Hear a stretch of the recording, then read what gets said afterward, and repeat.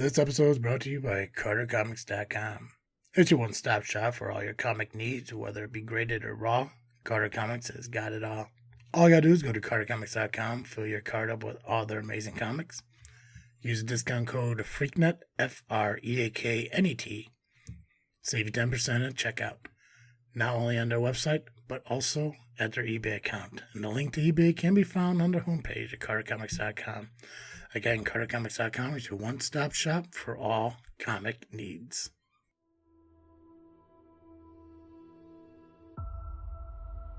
We don't have to go through with this. You don't have to go through with this. I don't have to go through with this. We're already far past that, Tony. Too much has happened. And we have to do this. This has to happen. And I know the L-I-M needs from me. Well, it means way more to me.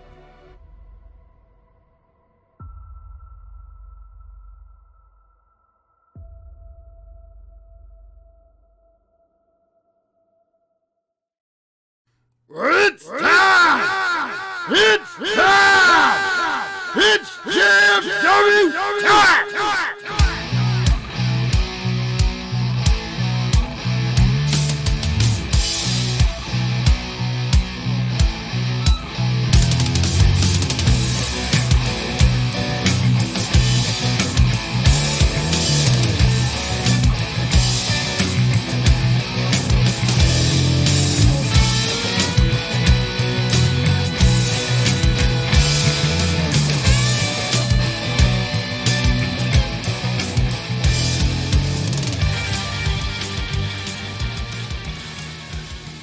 Alright guys, it's that time we're going to step in the ring with the greatest faction in podcast history.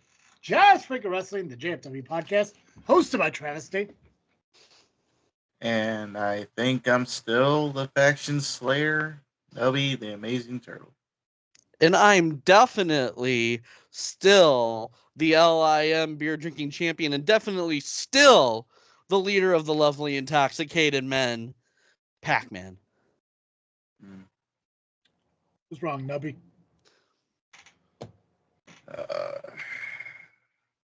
Weekend started out great, and then it ended. Is this all IPW related? Oh, yeah. Yeah. I saw a picture of you trying to be woken up by Simba, so. I mean, none of the other LIM were there, so, I mean, if Simba's there, at least he tried to do something. Did more than Tony Gabagool, who you claim to be the leader of the LIM. Who are you talking to? Nubby. Okay. Just saying, like, we're not pointing at me because I think everybody but you has that theory. Even Fourth Mother Box, who I listened to and got spoiled by spoilers and shit. Well, they said the episode had spoilers in the description. Yeah, I didn't care. Spoilers don't bother me when it comes to movies and shit, so. Plus, nothing they talked about wasn't something I already heard from somebody else, so it was fine. I like getting people's other opinions on it. I don't agree with their opinion, but it's because I haven't seen it yet, so as soon as I watch it, I'll disagree with it again, but at least it'll be validated on how I disagree with them. But neither here nor there. Let's talk about wrestling. That's why we're here. That's why we are here indeed. That's why. What do we got to talk about today? We got IPW, we have POW, we have Dreamwave, we have all the good stuff and much, much more. Specifically, the good stuff is, I posted this earlier. Yeah. It's Rouge Wrestling Entertainment, IPW, Frontline Pro, Southland. I don't. Pacman, no, you don't gotta read off the fucking list, man. It's fine. Backbreaker and Dreamwave. It's fine. It's fine. I think I'm starting it off, right? Yes, sir. If you would like. I mean, it is your show. Well, August 3rd, right? August 3rd is Friday. That right? it is. Yeah. It's actually Saturday, but. Oh, yeah, that it is. August 3rd is Saturday. So is Dreamwave Saturday and Sunday? No. Friday and Saturday. So you got the dates mixed up. Let me look here. Hold on a second. So August 2nd. Okay, so okay. I thought it was 3rd and 4th. Or I thought never mind. Okay, we're fine. So yeah, I'll start it off since I think Dreamwave is the only show that's on Friday we gotta talk about, right? Yeah, buddy. Yeah. So we'll run through match cards and then we can hit the results and stuff on the back end. Since IPW and SCW, I think we both got a little bit more to talk about, and those are result based anyways. So Yeah. all right. So this coming Friday, Dreamwave returns to LaSalle, Illinois, to the Knights of Columbus at 209 Gooding Street for Uprising 2. I believe this is the all women's pay per view. Friday, yes. Or, Yeah. I guess all women's event, but it is available on IWTV. So I guess it's technically considered a pay per view, or is its own PLE. It's just really a streaming network. Yeah, but isn't that what Peacock is? And aren't those called PLEs? Yes, I Yeah. guess we can. Right.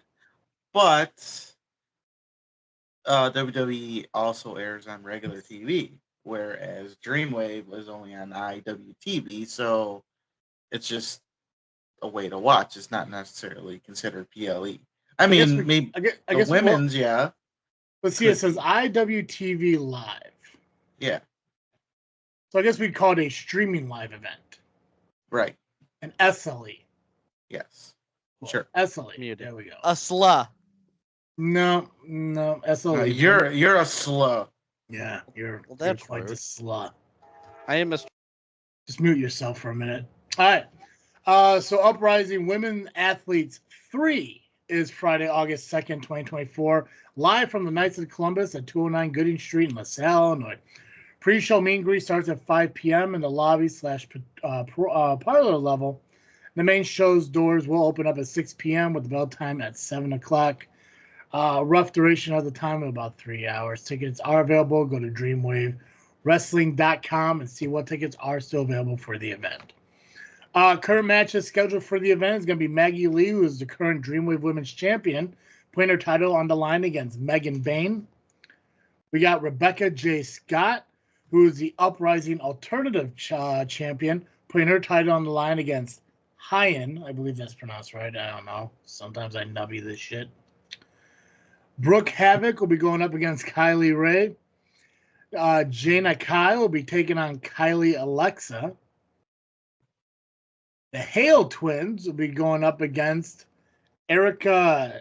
Was that Erica fucking yeah. Oh my god, get better fonts, guys. I don't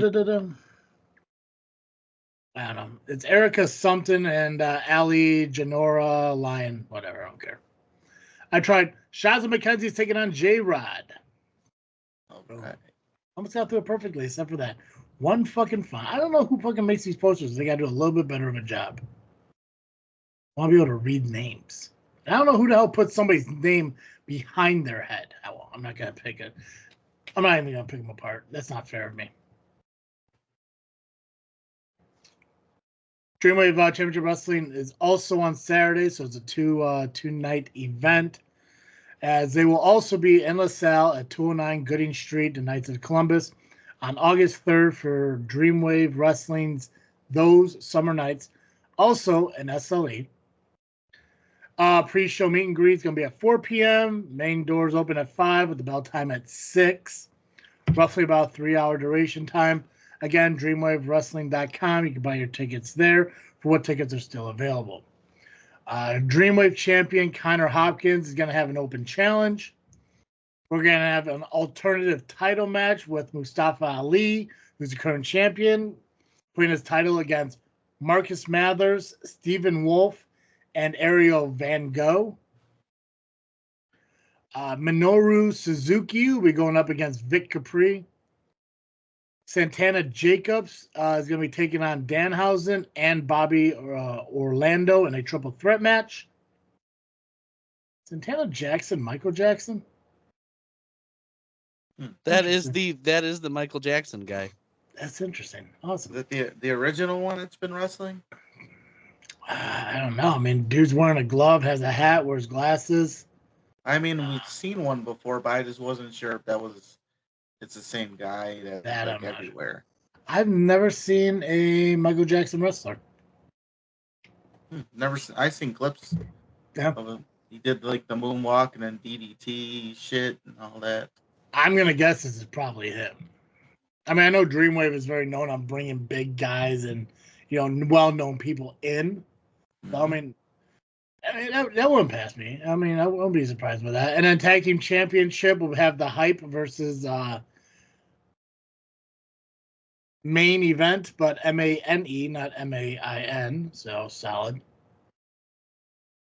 And yeah, that's Dreamwave weekend right there. Both nights, both shows, fucking done. Crushed it.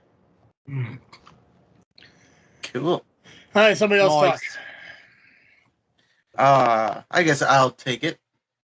'Cause, yeah, I can. Yeah. Saturday, Backbreaker Wrestling presents On the Ropes.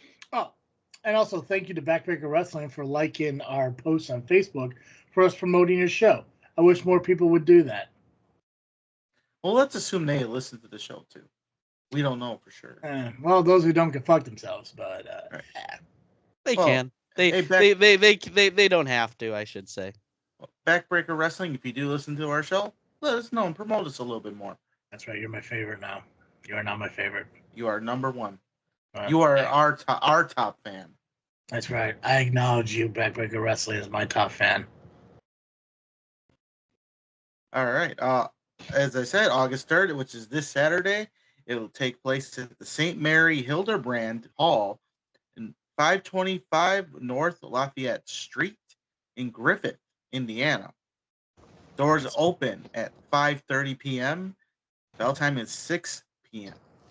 Tickets are $10 pre-sale. I can assume you have to go to Backbreaker Wrestling on Facebook to get those tickets. Otherwise, they are $12 at the door. Kids 9 and under and seniors 62 and up, you are only $8. All right, so let's get to the matches. I believe we have quite a few announced. Of course, we have the On the Ropes Rumble. It returns this Saturday. 4 men will start. 16 more to come out in 2-minute intervals. Over the top rope elimination. Both feet have to touch the floor. And the winner will be the number 1 contender for the Backbreaker Wrestling Heavyweight Champion.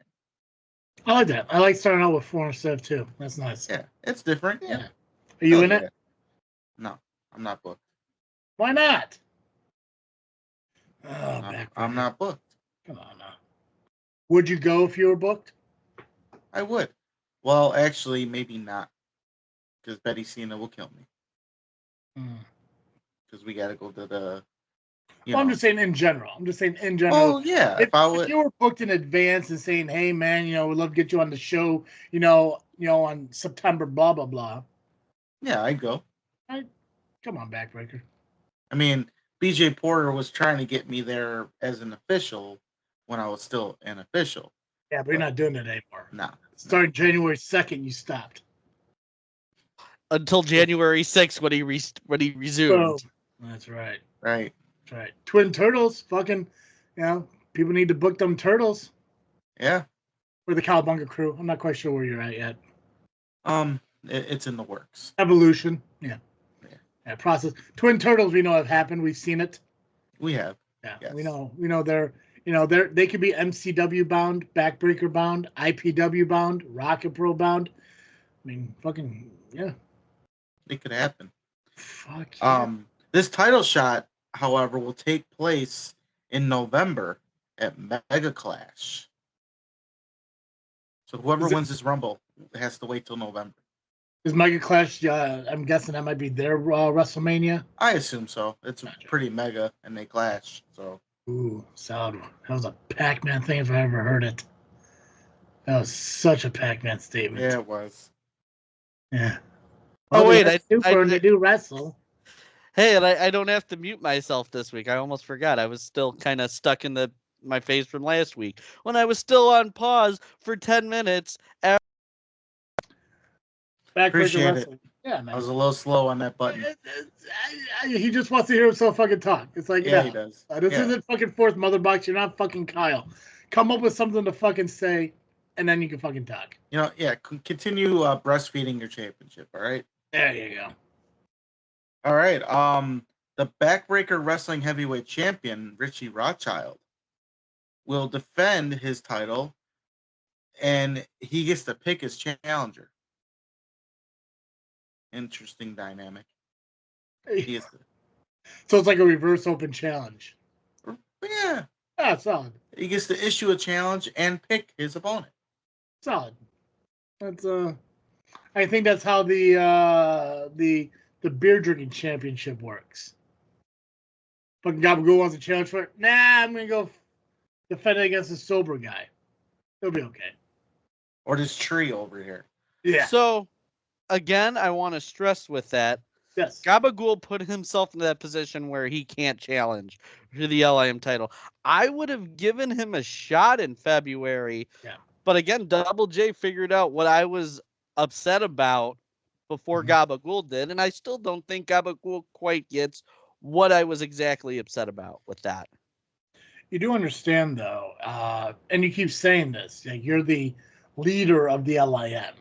Like you are the guy in LIM. You get to decide what happens. So for Gabagool to put himself in a situation where he can't defend for the title, you could, as a champion, as a man, as a leader of the LIM, to say, you know what? We're going to avoid that out, and I'll defend my title against you. But instead, you want to be like, well, Gabagool put himself in the situation. Do I sound like Kyle right now? Well, Gabagool put himself in that kind of situation, so I don't think that he really deserves a title shot because he decided to put that before anyone else. You could easily say, you know, Gabagool, fuck that. Let's do it. But you didn't want to.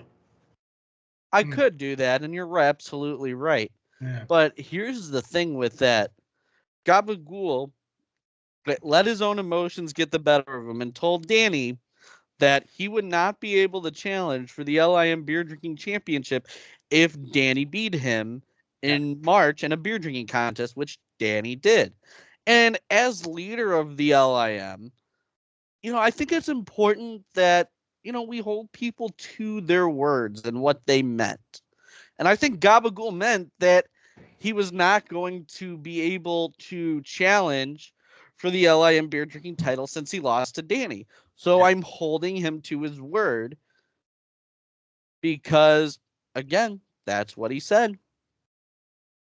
It's on video. You can't dispute that Tony Gabagool did not say that.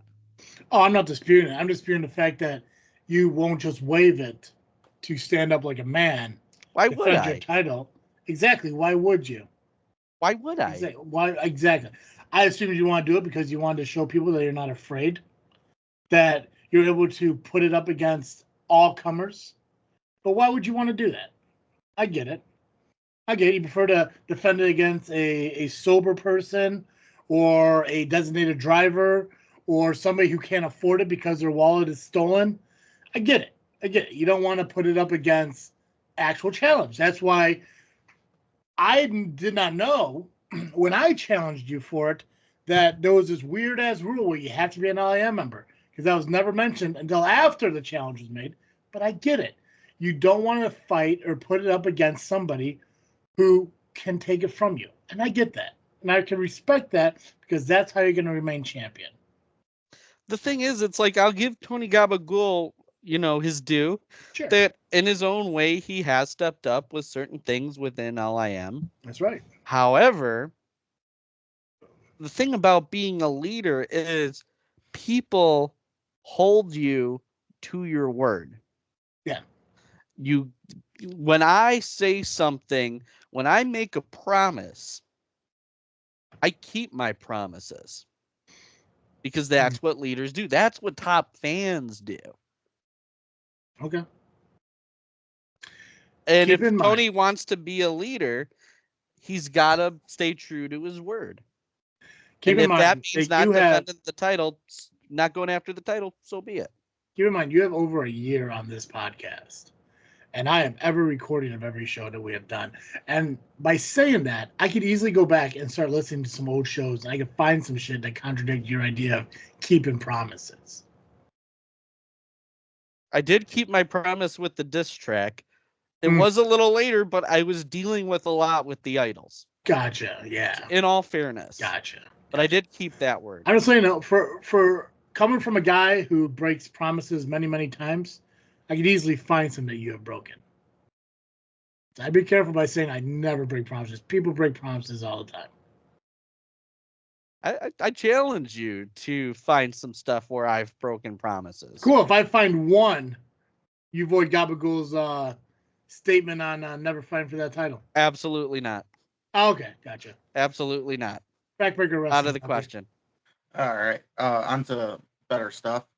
That's right. For the Legacy Championship, we got the only repeat Legacy champion, Thomas Keith, taking on Matt Dewar. Fucking A door, man. Good for him. Now this isn't the Dallas that we saw at SCW. This is a different Dallas. He'll be taking on Nick Diamond. Is his name just straight up Dallas? I believe so. And from what I understand, this is actually going to be his first singles match in probably some time, as he's been in a tag team for a very long time. Ooh, Dallas? Dallas, yes. Ooh, is his partner named Austin? Or Houston? Or it could be San Antonio. God, right? Somebody needs to make that tag team. Yeah. Hey, if Gabagool was dressed like Steve Austin, would he be stone cold cut? Could be. Could be. In a tag match, we have the Old West Outlaws reunite to take on the Invoked. And let's see. And that's all the matches that have been announced for Backbreaker this Saturday, August the 3rd, in Griffith, Indiana, at the St. Mary Hildebrand Hall, 525 North Lafayette Street in Griffith, Indiana. As I said, doors open at 5:30 p.m. Bell time is 6 p.m. Tickets pre-sale are $10, $12 at the door. Kids 9 and under, along with the seniors who are 62 and over, you are only $8. Nice. Backbreaker on the ropes. Get off those ropes. And make sure you do follow him over on Facebook. That way, any other matches that do come out after our recording, you could check out firsthand and everything. Because we do record our shows earlier in the week, so there could be other announcements. So make sure you are following, well, not only Backbreaker, but any company that we follow their social media so you can see any additional that come out other than the stuff that we mentioned too. So, hell to the yeah. Fuck yeah. POWW Entertainment is this Saturday. This Saturday is only 4 front row seats remaining as of this afternoon. Saturday, August 3rd, POWW returns to the American Legion Post 703 on North Route 12, Fox Lake, Illinois, for August Anguish. As doors open at 6, show starts at 7. You can buy front row reserve, $25 advance or $3 day of. Second row is $20 advance, $25 day of, or general admission being $15 or $20 day of. As mentioned, only 4 front row seats remain. You can buy your tickets if you go to POWW Entertainment's Facebook page. The post at the top of the page. The link to the tickets are right there. Currently signed to the match, you're going to have Kazao, who is the current POWW heavyweight champion, putting his title up against Tommy McCabe. Former friends, not fighting for a championship. Axel Rico will put his Midwest championship on the line against Will Emery. The Reckoning, which is, let's see, I want to get this right. Jason Dukes and Tyler Sullivan, along with Chris Hesford, will be taking on Heroes of Our Time, which is Mason Conrad and Joey Marks. Tyler Sullivan will be pulling double duty as he will also be going one-on-one against Acid Jazz, former member of The Reckoning. The Irish Pub Army will be going up against Disposable Income, being accompanied to the ring by Tiny. And in a fatal four-way match, we have Axel Abreu, Angel De La Sombre, Quinn Whittick, and it's your boy Mason Perks. So also Axel Abreu will be pulling double duty that night. So Cool. You said duty. That's what's been announced. Obviously, there could be more. Make sure you follow them on Facebook because we are on the road to Wrestle Rage 22, which I believe is in September or October. November. Thank you. Yes. So November. So we got a few more months, but obviously, make sure you do check out their Facebook page. You can find the link to buy their tickets right there in the post about this Saturday's show, and as well as see any additional updates that are coming along the way. There is a podcast you can listen to that talks a lot about POWW Entertainment. I tell you their names, but one, I don't remember them, and two, they never mentioned us. So petty like that. I remember the name. Yeah, and they probably told you, "Hey man, you mentioned us, we'll mention you." It's like, yeah, sure. So we did, and they never did. So, yeah. But hope they're doing well. Well, yeah. All right, so we got results. You guys want to start with IW or IPW first? I know IPW and SCW are big ones, but I figured we could split them off and do one at the beginning and one at the end. I don't mind. Yeah, whatever works for you guys, just let me know. Well, start with IPW. Okay, that works for me. Okay, IPW. Nubby, why don't you mention IW Productions first? IWA Productions first, since Pacman's an idiot. Well, we knew that. IWA Productions did not post their results, and I did not get any in my DMs. So I assume they just don't post them because they want you to go to their YouTube channel where they post their entire show as it comes out. So how long after did they release them? It's usually a week or two before their next show. Gotcha. So go to IWA Productions on YouTube and check out their shows. And if I remember correctly, I believe that they are linked through our YouTube channel. Yes. I believe they're in our features. So if you can't find them, just go to JFW Podcast on YouTube. Subscribe while you're there, and then go down to the featured. And all the shows that we cover that have YouTube channels are all linked right there. So, Pacman, you right now? Or are you gonna still be stupid? No, I'm top fans are ready for IPW. Go ahead. All right. So Rion introduced Eric Surge after putting on a Team Felix shirt that was gifted to him by Sean Danger. Start over. Who came out? Eric Surge. And who's that? He is the guest host of the show. Okay. And Rion put on what shirt? A shirt that said Team Felix that was gifted to him by Sean Danger. Okay, I thought you said Team Felix, and I had no idea what the hell that meant. But okay, okay. Can you Felix? I got you. Can you Felix? Okay, anyway. We will move on to Frontline. I will mute you again. And move okay, so Eric Surge, who was the #1 contender for the league championship, said that he'll make sure that he's champion by the end of the night and will defeat Damian Gray. Jay Thunder came to the ring. Now, mind you, he did win the League Royale in July or June, so he'll be facing whoever is the league champion in August. Now, Jay Thunder came out, welcomed Surge, but said no matter who's champ by the end of the night, he's coming for whoever the champ is next month, which then led Damian Gray to come in to interject about the guys fighting over him. Eric Surge referred to Gray as Biff Tannen.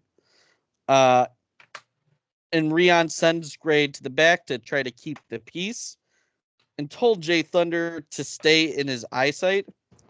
and says that if anything goes wrong with the IPW League title match or someone comes after him, he'll be ready to take action, and he's not responsible for what happens from there.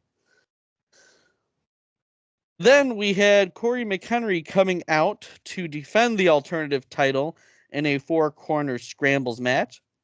Corey defended against Crocs, Jean-Paul Les Miserables, who, as a mime, had a very deafening reaction in that we all clapped silently for him, like so.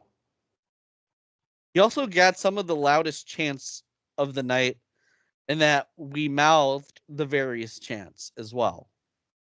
The crowd was very much behind the mime. They were pretty loud, silent chants. What was being chanted? Box, box, box, box, because he made a box at one point. Okay. So if it was all silent, then how did everyone know what to chant? Dude, when you mime, you just understand things on a different level. Gotcha. Yeah. Yeah. How did he bump? Can't mime that sound. I know that. He definitely did not mime that sound. But he did get trapped in. He tried to build up. Chris Van Colt and Muggsy James were also in the match. Okay. I saw something on Facebook about Muggsy. What happened with you? Yeah. So Corey. Yes. What the fuck is that? I gotta. Yes. You gotta wipe up or some shit? What the Please, for the love of God, soundbite that shit. God damn. Yeah, brother. Yeah, So, anyway. Put the fucking quarter in and the curtains fucking opened up. What the fuck, brother? God.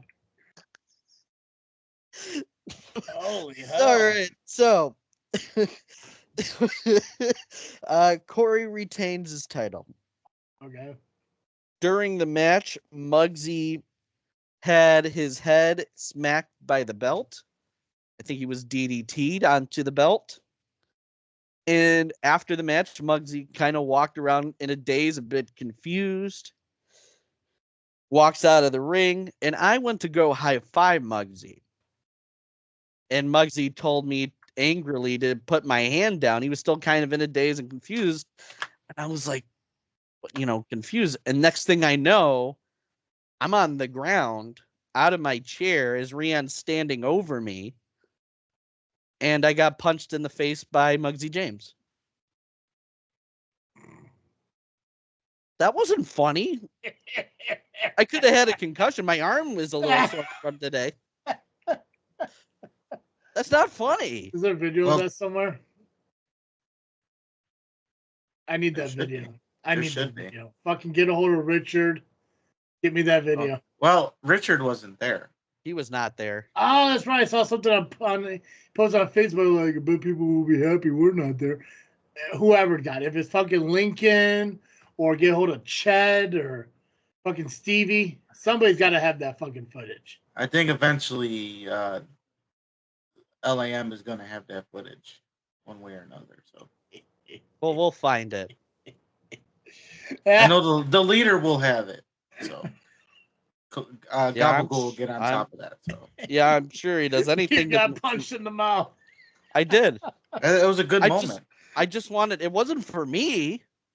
Dude, fucking Muggsy accidentally did the one thing that Damien Gray wanted to do to you for like months.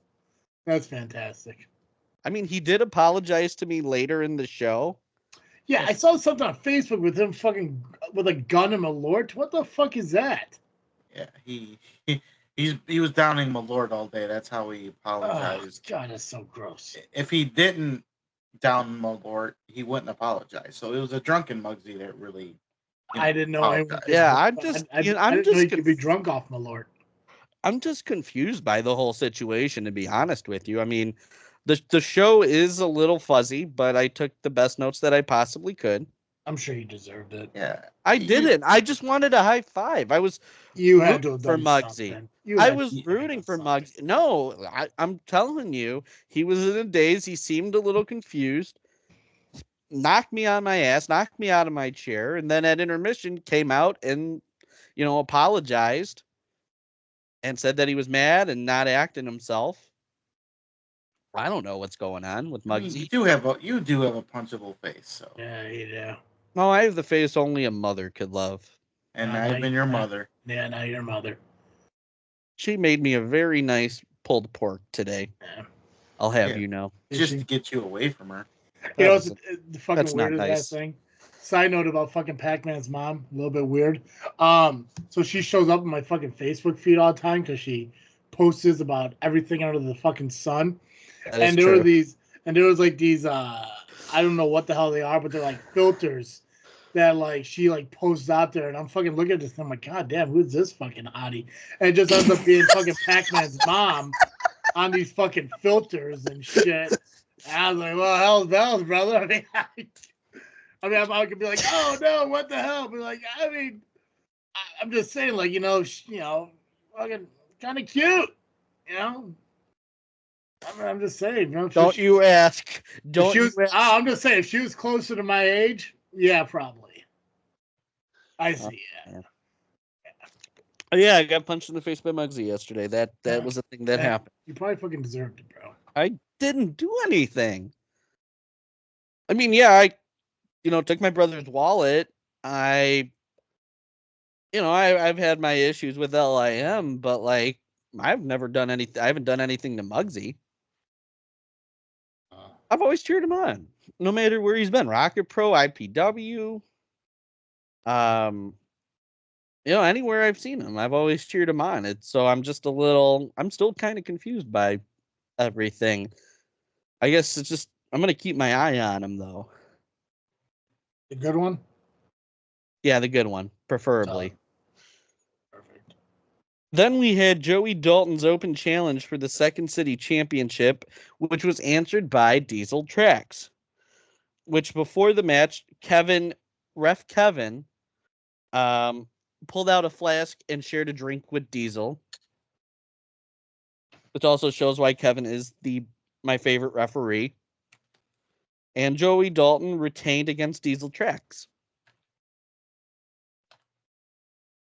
Then we had the Big Leagues Invitational for the Trios titles, which was answered by the mysterious woman from last month, who was Erin, coming out with her new stable of Coda Camille, Gustavo, and Aiden Way.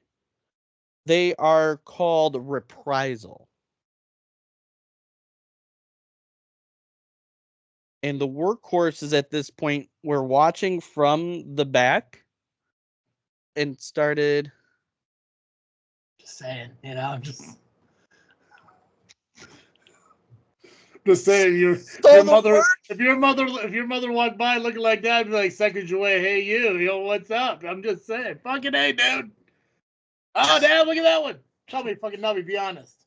Look at that. Tell me. You're telling me no? God bless Right? America. God bless America is right. Holy fuck, way to go, Mrs. Ackerman. Oh my God. Jesus Christ. Yeah, if she looked like that, she'd be saying that. I'm just anyways, what are we saying? I don't know where I even go. Oh no, yeah, I got the results in front of me to change the subject. Good. Yeah, there we go. Workhorses are watching, and our McQuaz and a Ruckus in the back. But I did make sure to tell Lincoln to buy their merch on Brainbuster Tees and ProWrestlingTees.com. Did you wear your workhorse shirt to the? I did not. Oh man, you probably could have got a couple more muffins for that one. Did you get paid this week? Did you get paid? I got paid earlier in the week. What'd you get? Got blueberry muffins. They know blueberries are the key to my heart mainly because they're good in antioxidants and that those are heart healthy. But anyway, there are new trios championship there are new trios championships as the big leagues debuted some new belts. But there are also new trios champions in Reprisal after Gustavo pinned J.R. Lindsay. After the match, Tad Bro beat down JR. And at first, Chad is kind of like, whoa, maybe slow down a little bit. You know, he's still one of our boys. But then Chad goes after JR Lindsay. But end of the day, Brittany K chases off the big leagues, and Brittany helps JR to the back. Interesting. Hey, Travis. That faction right there. It has turned on their boy. And I beat their boy. Yeah, see? I don't know why. Yeah, when you started out the show, I don't know why you were like still maybe the faction slayer, man, because you're still fucking doing it. Even non-factions, man, because we're gonna talk about SCW's main event. Even though it wasn't a faction, fucking people are turning on fucking people left and right. It's nutty, brother. Yeah, people are turning on each other at IPW too. So. See, yeah, that's you, brother.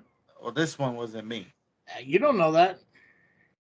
Well, no. Well, when we get to it, trust me, it wasn't me. We're gonna find a fucking connection because everything's fucking connected, brother. You know what else is connected? This next match on this show, which is Damian Gray versus Eric Surge for the league championship. Now, the workhorses, you know, they obviously support Damian Gray, and that partnership and alliance has gone back, you know, over the past year or so. And the workhorses taunted Eric Surge. Evans, at one point, sneaked the bat to Damian Gray. And Damian Gray gets the bat. Eric Surge moved out of the way, and he did the whole rock with the chair at the Royal Rumble in '99 where it ricocheted back and hit him in the head. And Damian Gray retains by roll-up, by grabbing Eric Surge's trunks. Now, Thunder picked up the league title and started going after Gray, but Gray walks off. Rion forced Thunder to give Gray the title back, which was thrown to Gray, but Thunder still walked off with Damian Gray's bat. Yeah, well, I mean, how many times has Gray hit fucking Thunder with that bat in the past, man? That is true. Who put Jay Thunder out with the chloroform? That was Damian. That was Damian Gray. See? Yeah, God, fucking yeah. Yep. Yeah. Then we had another fourth corner scramble match with Nick Diamond defending the junior heavyweight championship against, and the people that were in the match were Leo LaFleur, Rockin' Rivera, Disco Ray, and Joseph Von Jaeger. Now, of course, Chad was not super thrilled to see Nick Diamond. Rockin' was, so as Nick Diamond had the title at the end, Rockin' was very much focused on Joseph Von Jaeger. Chad was trying to tell Rockin' to get in the ring because he saw Nick Diamond was touching all the corners, but Rockin' was more focused on beating down Von Jaeger, and because he was more focused on that, Nick Diamond retained the junior heavyweight title. And Chad, as you can possibly imagine, he was in shambles. Well, I don't know if anyone else noticed it, but Chad did cheer on Eric Schultz at SCW on Saturday. I think he even slapped fucking Schultz's hand when he came around. So that fucking that guy really doesn't keep his shit straight. Yeah, well, actually, it's funny you mentioned that because Chad refused to high five Kid Lat in the next match against D'Angelo Steele, but then wound up cheering him not a minute later.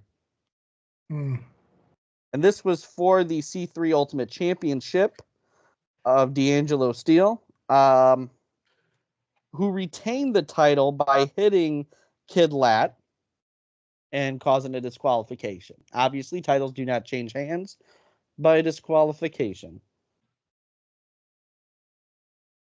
And then I do have to ask Turtle a question. When you came out yesterday for your match for the Emerge Heavyweight Championship, why didn't you high five me? Yeah, why didn't you high five him? Yeah, you totally like skipped past me, bro. Totally skipped past him, bro. I think you high five me. Yeah. Why didn't you high five him? Really, Pacman? Yeah, really. Is that what Pac-Man. happened? Is that what That- happened? Are you gonna? That's you're what gonna I stick with saw. that? That's what I Well, that's saw. what you saw. That's what I experienced. I didn't get a high five from Nubby. That's funny because when I came out, you know what I saw when I walked by you? This. Hmm. If you don't know, I'm assuming he's implying that you were just staring down at your belt as he was walking past. I mean, he still could have like said, "Hey, what's up, dude? Thanks I for stood coming and right in front supporting of me." you. I stood right in front of you, and you just No, you like completely walked off. now see you are a lying sack of crap. That's right. No. Sack of crap. I know what I experienced, Nubby. I know what I saw. I know what I experienced. And And that's why you are a fucking hypocrite at this point. Yeah. no, and I'm saying that's why I didn't say treated, because you completely like ignored me No, as you walked past. That's why I didn't say treated when you asked me to say treated. let's see. You know what? We will get into the match, obviously. I mean, but on social media yesterday, you called out the rest of the LIM, saying, "Oh, where were you guys to support Turtle?" Now, you're claiming to be the leader, Yeah. and people are denying that you're a leader, right? People are all that they want Tony Gabagool to be the leader. I don't know why, but yeah, we'll go with it. That's what yeah. Wouldn't you be trying to prove that you are a true leader, Mr. Pacman? I mean, how would you propose I do that? I mean, I show up to all these shows in this area. Right. Where are the rest of the LIM? Why am I always Don't say show to all these shows in this area. why here's the thing. Why is it every time I go to a show, everybody's like, where's the rest of the LIM? Oh no, it's just me. I actually show up to stuff. Okay, Where's the rest of everybody else? Right, and that is fine. But there's also that other part you said, to show up to support me, Turtle. Right, we should all be supporting members of the LIM. So I think that's supporting members of the uncontroversial. LIM, does that mean when my music hits, you should be standing up instead of breastfeeding your championship? That's true. I mean, you could have still said, "Hey, I'm just saying." You said, hey, I know you're about to go into a fucking title match, but can you just wave a little bit? I mean, everybody else stood when I came out. Of course it did. Even the people on the other side of the ring, they didn't wait for me to come over there to stand up. They stood up the entire time. Or they were cheering. Neither way. They had their arms up in the air. Yay, Turtle, Turtle, Turtle. You were sitting there breastfeeding your championship the entire time.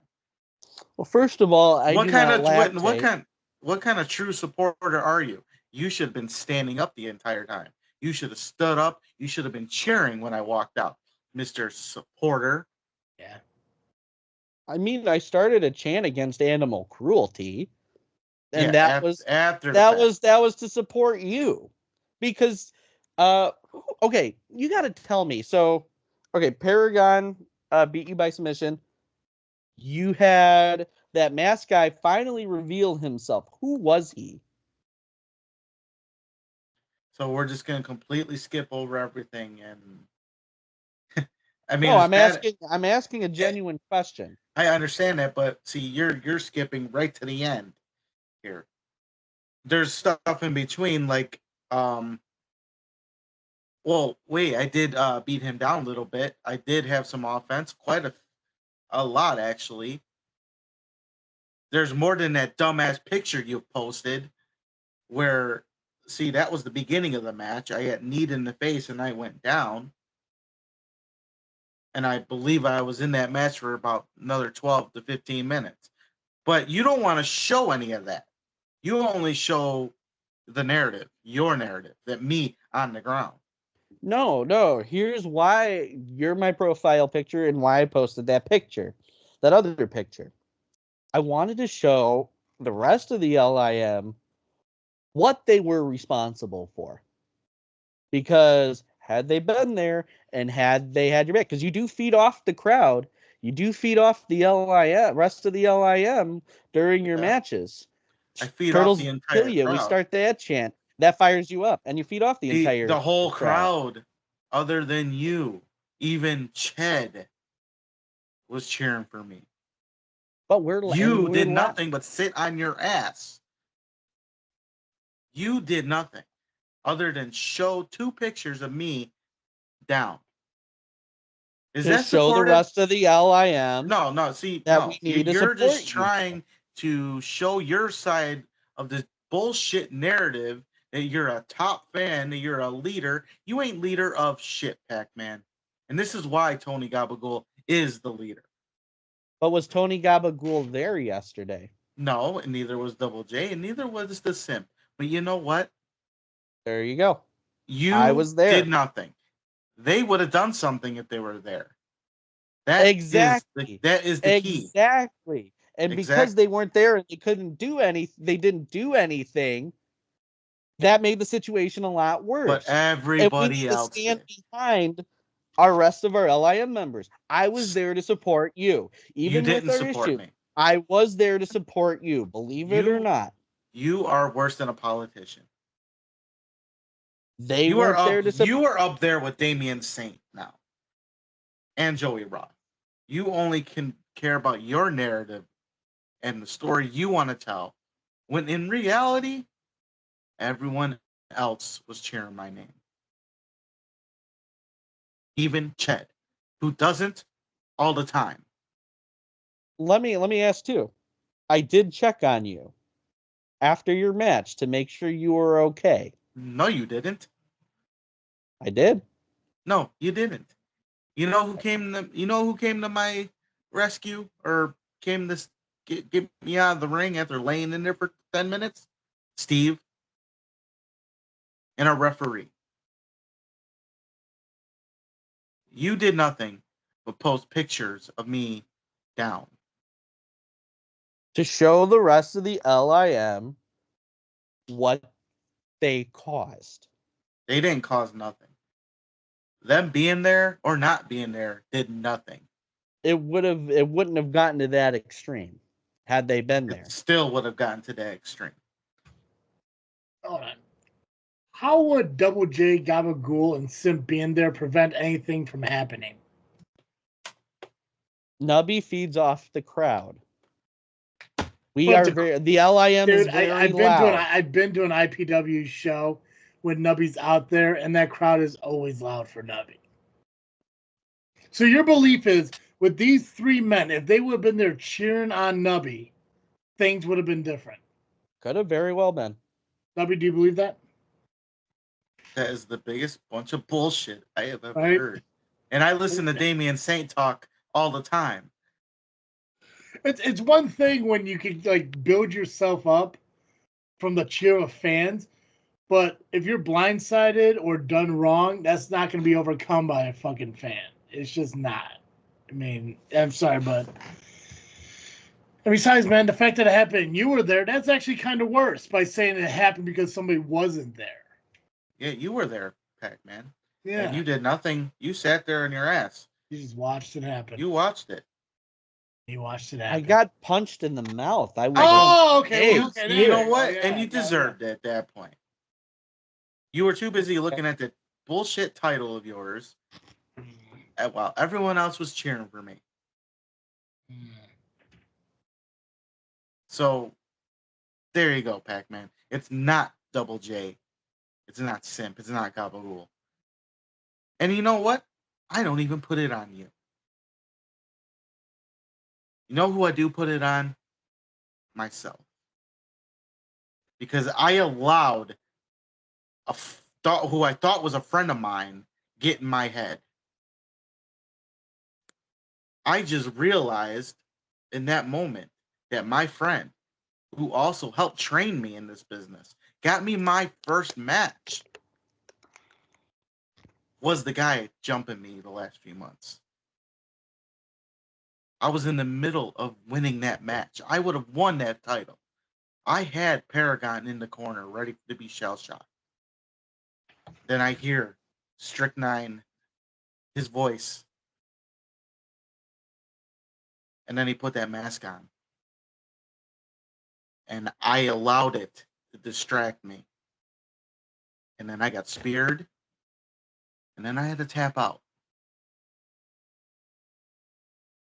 So it's not Double J. It's not Sim. Not Tony Gabagool. And not even you. I mean, you didn't even do anything to cause anything. Look, Except I'm against animal cruelty, and what Scripps and Paragon arguably did was a case of animal cruelty. I was just raising awareness because turtles do not deserve the kind of treatment to their arm like your arm had yesterday in your match. Paragon got the best of me. I knew going in there it was not going to be easy. None of these matches are. IPW has been challenging me. And for a reason, I get it. And I've allowed it. I wanted a championship. I wanted that match with Steve Michaels. I wanted Paragon.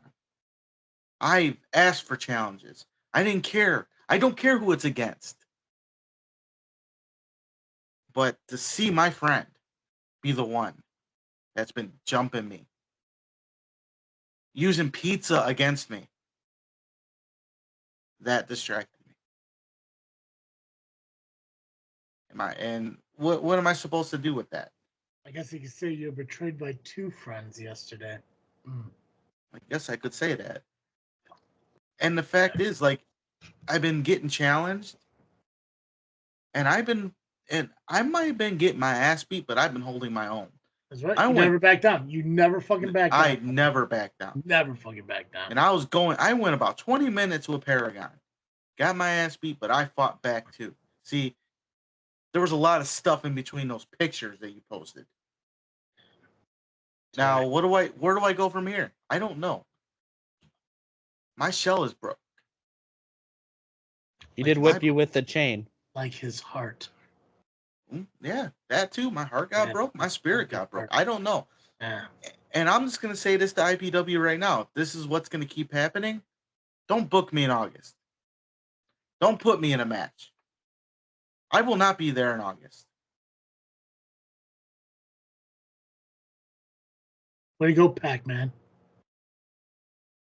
Again, I said Duke gets beat up by two guys, and the only thing you're focused on is making memes with Simba. Dick. Well, here's the thing. Simba in that meme cared more about Nubby in that moment than the LIM in that moment. And again, we look at Tony. We look at Double J. Did Tony check in on you today, Nubby? You didn't. I did. That's right, he didn't. He just made pictures with memes. Yeah, it was just pictures. Shame on you. What kind of leader are you? Oh. Tony Gabagool's a real leader. Nubby, there's space on the Travis team. Don't worry. I wouldn't do that to you again. We got go ahead. But again, IPW has allowed it, and I allowed, this friend of mine do this to me. I don't know how I'm gonna handle this going forward, but fuck it, I'm not gonna be there in August. So don't put me on a flyer. Don't even tell anybody I may make an appearance, because you know what? I'm not going to be there. Take time, man. Get your head right, man. Get your head right. Now, I encourage the fans to go to these shows. Oh, yeah. But I just won't be there.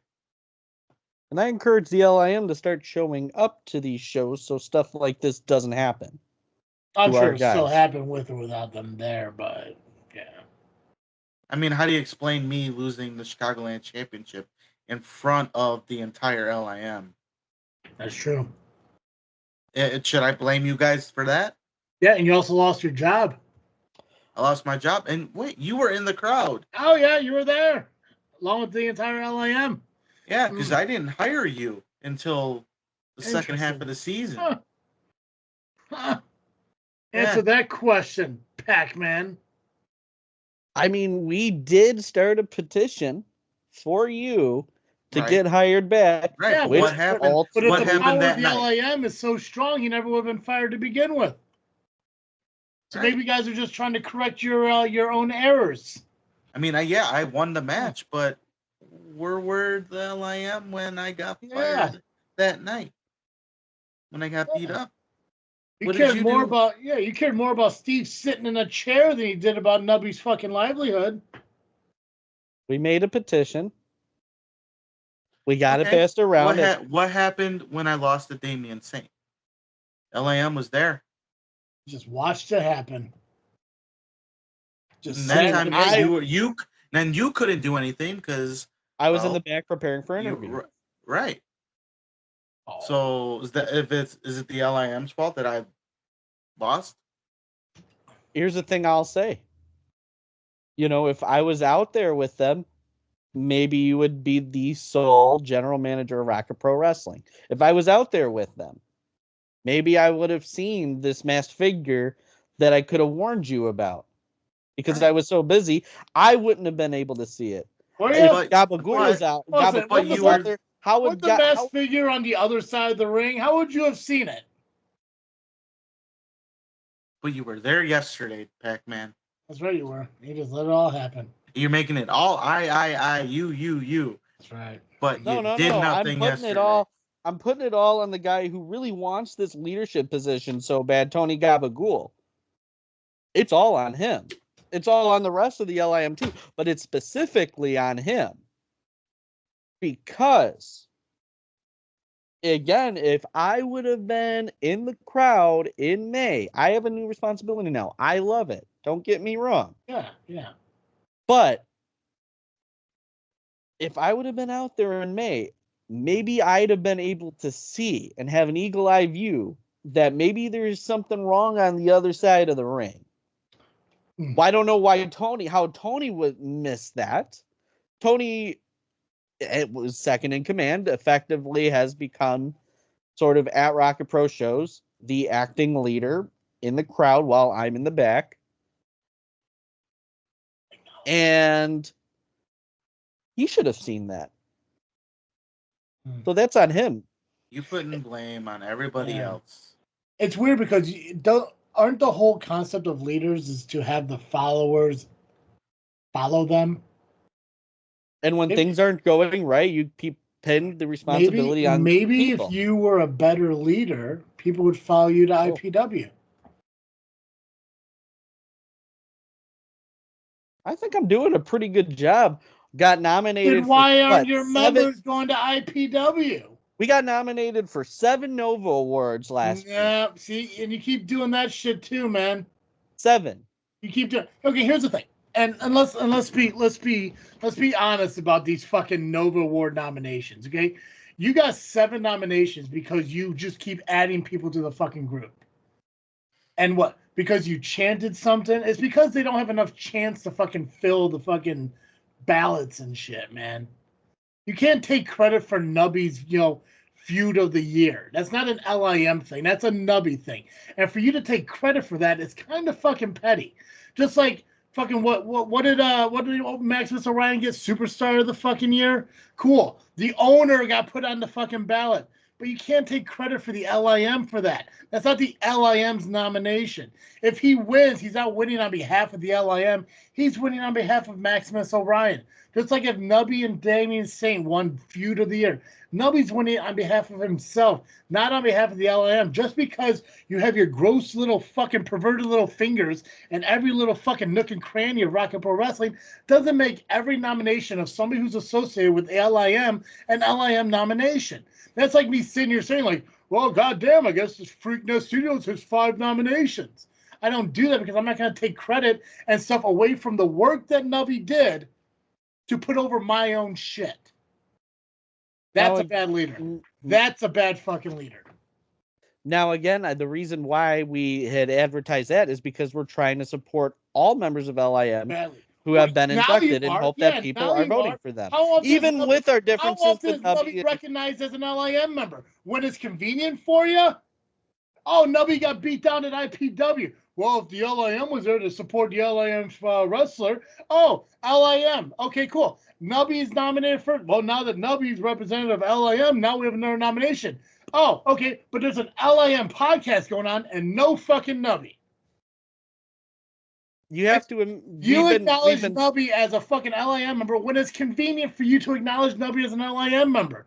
In fact, you should acknowledge him all the fucking time because unlike the other members of the LIM, he probably wrestles more than all of them.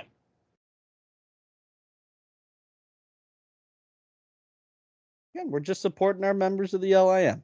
When it's convenient. Our differences aside, with Maximus and Turtle, we want their accomplishments to be highlighted, and we think they are Nova worthy. Gotcha. They're worthy of the fans' votes. And your whole purpose to go to IPW is support Nubby, your LIM member. And yet you sat there milking your championship. I mean, again, I don't want to necessarily repeat myself, but you could have said hello. But is that true, though? You went solely for the purpose of supporting LIM member Nubby. This is true. Okay, what about Sean Danger? I supported Sean Danger. But he wasn't once wrestling. mentioned him as an LIM member. Was he there? He was there. And you never once acknowledged him as an LIM member when you brought him up earlier in the IPW talks. Then I will make sure to take better notes. Again, I was punched in the face, so my notes are a little foggy in place. Yeah, you got excuses. Okay, cool. Yeah, solid. But speaking of my IPW notes, I have the last match here, which was Steve Michaels versus Quinn Whittick for the Rocket Pro Wrestling Championship. And Steve Michaels retained in a competitive match, and that was IPW. And the next IPW show is August 25th. Who from Rocket Pro was there? Kevin, Bill, and Shelly? Shelly was just Shelly and Deneen. Oh, okay. Yeah, even Deneen was showing support for me. And she's the biggest Damian Saint ass kisser known to man. You know what, Nubby? Shut your ass about that. I was there. Your ass about that. You were sitting there with the championship. I got a hug from Deneen and Shelly. What now? Well, Nubby, I mean, you could have initiated a hug with me. I would have hugged you. You were sitting there. They got up. They actually stood up for me when I walked out there. So at the end of the day, he supported you by sitting there and doing nothing. Mm-hmm. Just saying, it goes. He stood up to high five Muggsy James, but when you came by, he just sat there and stared at his belt. Yep. Solid dude. By the way, you know, that small ass locker room, I can hear you. You were cheering a lot. So I assume you were all like happy-go-lucky, sitting in a chair. Maybe you stood up for somebody, but then I came out, nothing. So why should I acknowledge the sitter? Well, so tomorrow, so this show's being released tonight, obviously. Tomorrow morning, we're going to release Nubby's exclusive over at SCW. Nubby, if you can make a note and remember this, get me footage of Pacman getting punched in the face. And if you can find footage of his actions when you came out, we could also make that another Nubby exclusive. And we can put that we'll put that out on social media, and then people can decide who's in the wrong, Pacman or Nubby. I mean, do I really have to stop and acknowledge you? No, I'm gonna go to the next person that's showing me the love. That's right. Your focus should be on the match, not the person not acknowledging the fact that you're coming by. You know, every time I make it to a show and you're there, what do? You get up and you hug me. I hug you. Even when my face goes like fucking chin deep into your fucking arm hair, I still fucking hug you. Still don't understand how that happened, but I don't get it either. It's because you try. I don't know. I think you tried to have me like fucking Bjorn you or some shit. I don't get it. It was a weird. But I always get up and I hug you. If I'm in the front row, boom, right there, fucking hug Nubby. because that's what a friend does. Yeah, Pacman's doing what he's doing now, staring down at his fucking belt while we're doing a show. Oh, I was getting my next notes ready. Oh, well, Frontline's next, but yeah. Yeah. Yeah. Yeah. All right, what happened out of Frontline? You want to know what happened? We were doing so well. We were doing so well time-wise, and now we're at an hour and 10. Ah, God. We'll get there. We'll get it under 90 minutes one day. Yeah. Well, we still can. We'll see. And there he did again. Yeah, like that doesn't show up. All right. Oh, What a douche. Anyway, so results from Frontline. Courtesy of Freaknet Studios' own Steve Aaron. Thanks, Steve. Of the Power Hour. Appreciate you. You are a scholar. Thanks for helping me out of the ring, by the way. I saw he wore his Frontline Pro hat on Sunday. He did. Dude's a strong supporter of all the companies he worked for. I like that. Good for him. I wonder if he just fell asleep with it on because he did have a 4-hour drive back home. He went right to bed. I 100% believe that too. I mean, probably like hat hair. He's probably like bad like hat hairs. Yeah, fuck, I guess I'll just leave it. He was probably like so grateful not to wrestle. I mean, a 4-hour drive and at the IPW.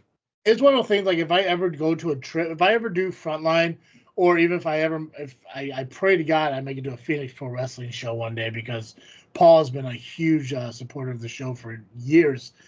It's gonna be one of those where if I go, I'm staying the night. Like I'm not gonna drive back home. Then fuck no. So I do want to go to a Frontline one day, but I'm not driving up there and driving back. And even Steve said like, yeah, we can drive together. I'm like, I'm not being crammed into a car with a bunch of other fucking people and driving 4 hours there and 4 hours fucking back. Absolutely not. Because I know he doesn't drive by himself. No, he brings people. He'll go with people. Yeah, so yeah, I'm not a good passenger to begin with, and I'm not sitting in a car for 4 hours with a bunch of fucking people. I would get fucking. I don't get a lot of anxiety. That would make me fucking anxious. And I've done well with this whole non-smoking thing, and that would make me want to have to stop off and have a fucking smoke from whoever is fucking smoking at that moment. But anyway, so Frontline.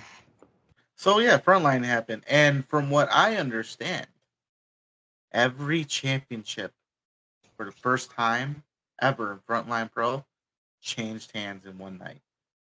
Oh shit! How many times did he? I know they had the tag team in the main, but where are the other one? Well, we'll go through them. Yeah, let's run through. Yeah. So Brock Hall and Chris Van Colt and ACR defeated Disco Ray, Jay Swanson, and Corey McHenry. Ashton Day defeated Joseph Von Jaeger. Kid Lat and the Big Guy defeated the Windy City Devils to become the new tag team champions. Then we had Muggsy James defeat Hornswoggle. I saw a clip of that. That was fucking hilarious. I saw. It might have been the same clip, like where like he fucking tape twisted Muggsy, bit his finger. Yeah. Swoggle's funny. I saw him live at POWW Entertainment last year. It's cool to see him out there still doing this shit. Yeah, I reffed a match or two, I think, with him at CSW. So yeah, he's fun. Because so he was at CSW. I remember seeing him at POW Frontline. I wonder if he's been like, I doubt he's been to Rocket Pro yet. Rocket Pro should fucking get him in there. Yeah. For Shamrock Showdown, I bet that'd be a great fucking show. Yeah. Fucking SCW get him down to Majestic and shit. Fuck yes. Mm. Yeah, I like Swaggo. Yeah. So Muggsy won, good for him. Yeah. The Crucible with Draven Striker defeated Alvin Falcone and Nino Hatchet. Then Jarrett Jacks defeated Nick Diamond in his debut. What a way to debut a loser. I can't win them all. Nah. Ritas Atlas defeated Adonis Allen to become the new battle champion.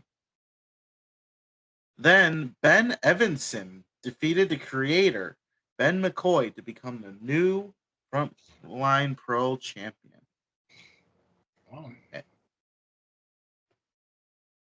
I mean, I think those are their main titles. I think Mm. there's other championships that get defended through like different types of names and shit, but Yeah. What was those are that? like their mains. What was that battle one? What was that called?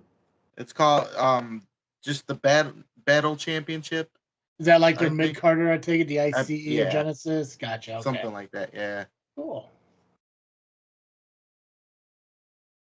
Pacman pooping still? Yeah. What the fuck is he doing? Oh, was that it for Frontline? Yeah. Gotcha. Frontline's what? It's actually August only 10th. a couple weeks away. So Yeah. okay, awesome. Yeah, I don't know what the fuck he's doing. It's actually next week. So we'll be talking about them again. Holy shit! Yeah, we're gonna talk about the next match card next Monday. God, yeah, ARW shit. It's ARW is next week. Yeah, fucking. Uh-huh.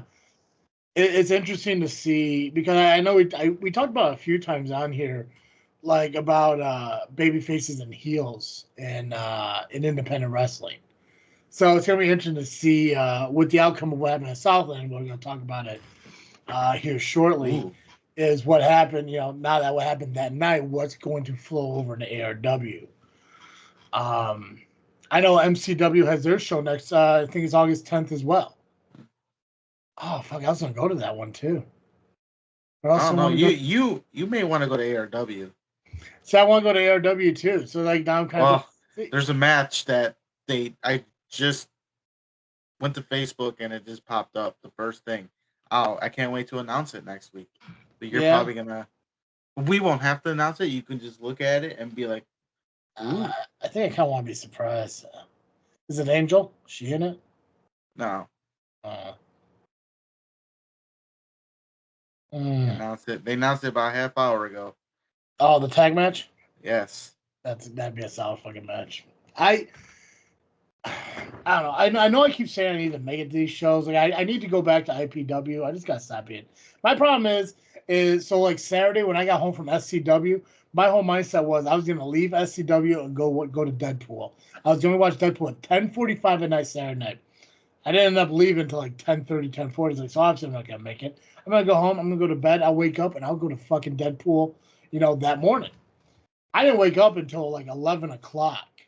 After sleep, I think I slept for 9.5 hours, and it was the best sleep I've gotten all fucking year. And I woke up, I'm like, I don't even want to put fucking pants on. So I want to make it to IPW because IPW is an entertaining show. I love the fact that up until recent, they were earlier shows. Did you find out, by the way, if 4 p.m. is going to be the regular now, or it's still a toss up? Gotcha. It was brought up in a meeting, and it may or may not be officially permanent. We don't know for sure. I like the earlier IPW times and stuff. I like the fact that the commute from my house isn't that bad. But I also enjoy the and I don't know why Rion constantly belittles IPW compared to other places, because like I like the coziness of it. Like it's not the biggest arena. It's not the biggest, I mean, they get decent sized crowds in that area, in that space, and I get that he has like a self deprecating way of doing it and shit, but I disagree with him thinking that IPW isn't as good as an ARW or an RPW or an SCW, because it's not about the production. It's about the talent that you put in the fucking ring. And as I praise, this is probably maybe the 4th or 5th week in a row about how great the talent from Wrestle League is. That's why they're in IPW and ARW and RPW and Frontline Pro, and I advocate and promote for them to come to SCW. It's like, because what Wrestle League is doing is working. And I would love, for, SCW to get that size of a school. And it's not. They're a little more smaller. But they still put out great work. But I mean, some with Rocket Pro, and I know a lot of that has to do with Shogun and all that stuff. But like I said, they're putting out guys like Quinn Whittick, Shaq Jordan, the Bros, J.R. Lindsay, there's a list, Muggsy James, a list of these guys. Jared Lindsay's hot girlfriend for the second time around. There's the ability to fucking put out talent like that. It goes fucking noticed. And IPW has that. So it's not about the lack of lights and the lack of an entrance and, you know, the big speakers for the end. Like, none of that shit fucking matters because when you put the talent in the fucking ring, that speaks for itself. Yeah. So I get why Rian does it, but I disagree 100% on his idea of what it is compared to other fucking companies.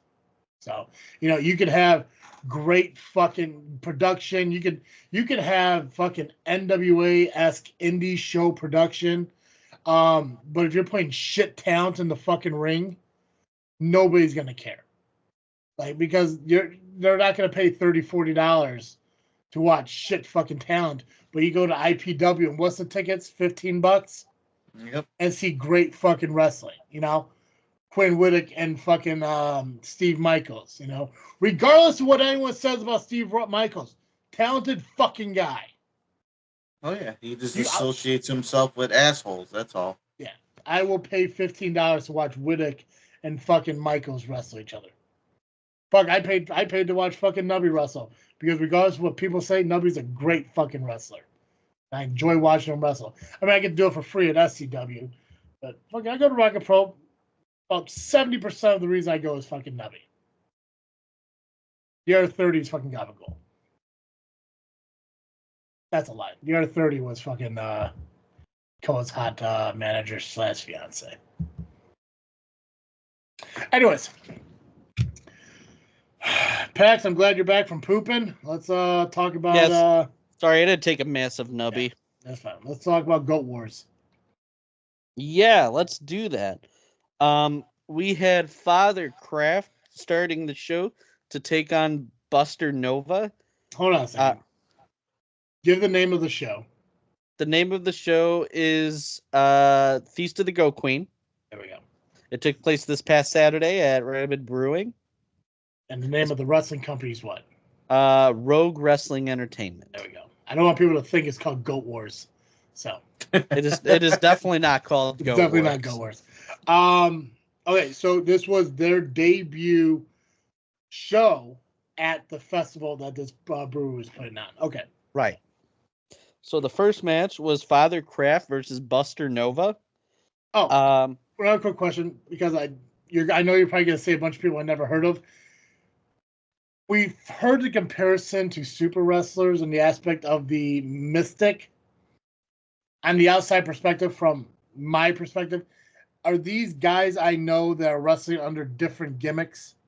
That appears to be the case, yes. Okay, cool. And I will say, too, these results are courtesy of Daddy Andy. So shout out to Daddy Andy. He also wanted me to make sure that I had said that the whole show was narrated by a mystical being only the audience could see. Okay. Did he also happen to mention anything about not being able to show up for our show and maybe apologizing to that for a little bit or anything like that? Well, he never committed to begin with, so. Gotcha. But we got the match card from him, so that's what matters. We do got the match card from him. No, we did get the match card from him. Not these results. Yes, we did. The match card. And that's what matters. So appreciate whoever runs Rabbit Brewing's Facebook page to message me back, by the way. Solid. Okay, yeah, I just was kind of curious on if these were guys I never heard of or these maybe guys who are wrestling under different monikers. It's not important based on the show, but I am curious for myself. Go ahead. So we had Father Kraft versus Buster Nova. Kraft played dead after being shot with blanks by Buster Nova and won via a roll-up. Buster is conflicted because he cannot kill without contract. And Kraft advances in the tournament. What tournament? The tournament, the Goat Queen Invitational, I believe it was called. Okay. Yeah. So Axel Axebreaker versus Tarian Jax. Tarian wins via disqualification. There was an Eddie Guerrero style finish to this match, per my notes. As compared to the guy who pretended to get shot. There was something with the chair. You know how he would hit the chair Gotcha. down? That's what Okay. I'm imagining. Something to that effect. Something that okay, gotcha. Trog then took on the Bear King. Trog, I know Trog. Okay. And the Bear King won. We had Bison Tyrannus versus is it Bjorn? Bjorn, Is that how you pronounce it? BJORN? Yeah, Bjorn. Bjorn, yeah. Bjorn Axebreaker. Bison tries to have Tarian cheat, but it does not work out. The match goes to a no contest after a huge superplex from a ladder. The Axebreakers are not happy about the results of the match, and alongside the call of the crowd, they look toward Emperor Tobias. So I'm guessing Emperor Tobias is the general manager type figure of this. And got the glorious thumbs up of approval. And Axel and Bjorn will face Tarian and Bison in the second half. We also have Ifriti versus Mira, the Ladies of Fire and Ice. At several points, Rion was frozen. Rion was the referee. Oh, so Rion's part of this?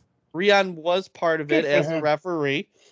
He was frozen and burned. Is he like the official squire of fucking the informational squire? The informational No, squire? but he was the I believe he refereed the show based on what I'm seeing here. But yeah, fires and ice. Fire and ice. Miro wins via pinfall and advanced to the final. Then we had the second half of the show. The Axebreakers took on Bison and Tarian, who are the Golden Spire. And Tarian was sacrificed by Bison, and Bison is a dick. I'm reading my notes. Bison is a dick? Bison is a dick. Okay. It's in my notes. I thought you said Bison bit a dick. So I just wanted to make sure I heard that right. So the guy who gave you the notes is referring to Bison as being a dick. That is, in fact, correct. Clutch. Yes. And then we had the final match of Father Kraft versus the Bear King versus Mira in a false count anywhere match to crown the winner of the Goat Queen Invitational. Mira started off cold. She's getting over on Kraft and Bear King, eventually freezing them before a raging Ifriti comes out from behind and destroys, I believe, Mira. She's escorted out by medics and Rion, and it breaks down from here. Chair shots and tables and chaos. Eventually, Kraft is up. Bear King is hanging out, but Nova appears from the crowd with a big kill shot to the back of Kraft's head. Bear King recovers unknowing of what happens, but delivers a diving knee drop to become the first ever Feast of the Goat Queen winner, and the Bear King wins. What did they win? They won the tournament, and like, is it like a crown or? I believe I saw Bear King with the crown. Nice. The next show date is to be announced. As long as it isn't August 24th, I hope to fucking be there. Because it sounds entertaining, and the fact that Homewood is a convenient drive for me is fantastic. Is this outdoor event? Is that what it was an outdoor event because it was part of the Feast of the Goat Queen itself. Okay. Gotcha. Have you been to this brewery before?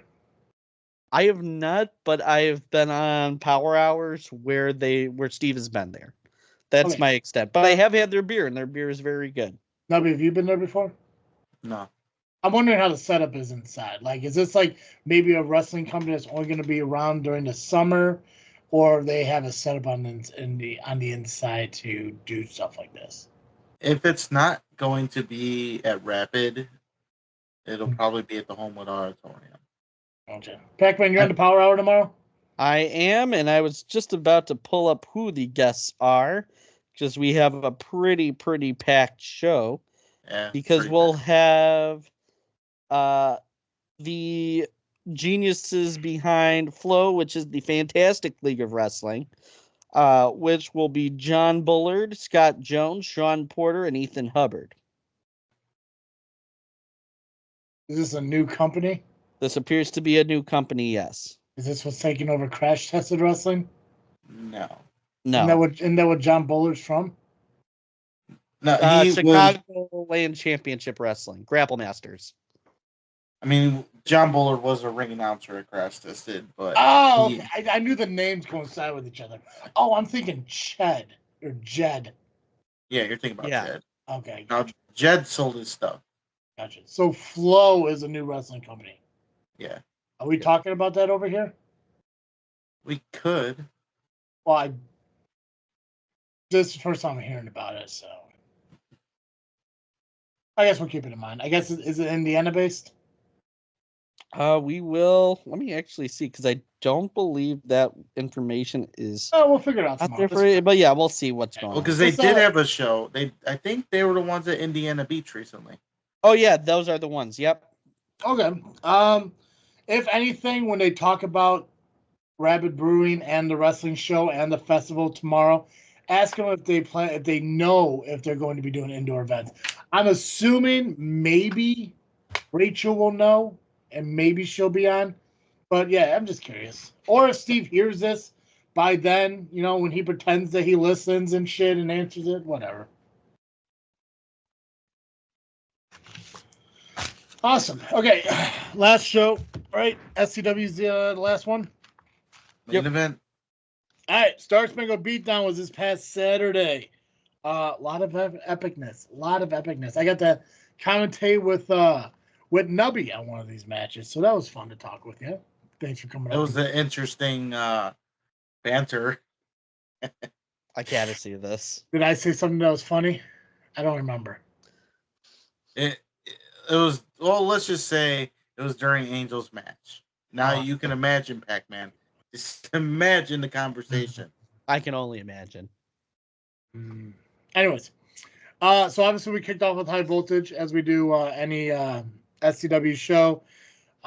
Sheik picked up a win against the debut and Tommy Gunn with a quick roll-up and holding of the tights. Omar took on Dallas Calloway, and also debut and star, who picked up a win with a crossbody over Omar, the Last Vanguard, one half of Twin Turtles.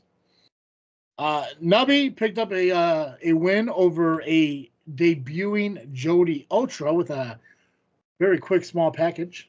Solid. Proves once and for all, tortoise and hair, real story.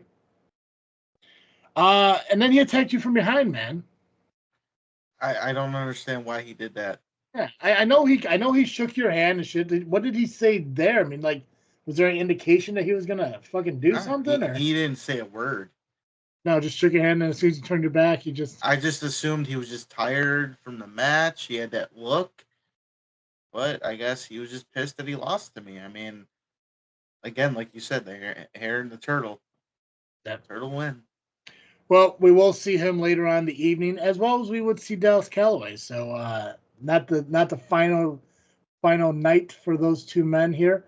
The main event of High Voltage was Warren C. Freiberg III, Esquire, current SCW High Voltage champion, going up against the returning Johnny Chaos.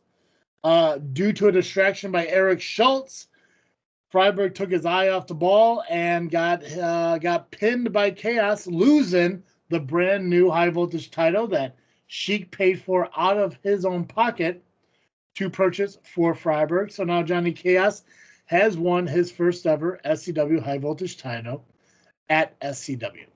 So it was just a distraction? For the most part. I mean, he just stunned him. Schultz didn't get involved? Like, completely? Nothing physical? No, from my perspective, and I'm pretty sure I saw everything correctly, Schultz got up on the rope. They fucking bickered and bickered and bickered. Freiberg went to go throw a punch at Schultz. Schultz jumped down. Freiberg spun around. Fucking boom. Chaos hit it. Boom and pin. I mean, I don't think I missed anything on that part. So basically, Yeah, distractions. Yeah, they suck. It bullshit. happened. Whatever. And here's the thing. And I know Freiberg's upset, and I'm sure he would love for me to have done something about it. The referee's decision is final, and this is wrestling. And I know he hates that it happened to him, but I mean, he's been doing it to fucking everybody. He did hit me with a gavel not too long ago. He did. Not only that, Sheik hit Freiberg in the head with a fucking gavel.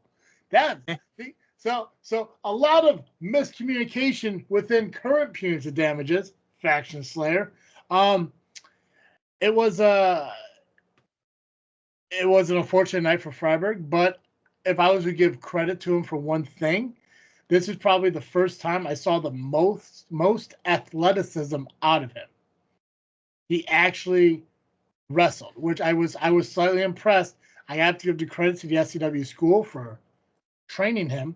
But yeah, he did like some somersault kick, and he actually impressed me in his wrestling ability. Still a dick, still lost and was hilarious, but good for him on trying.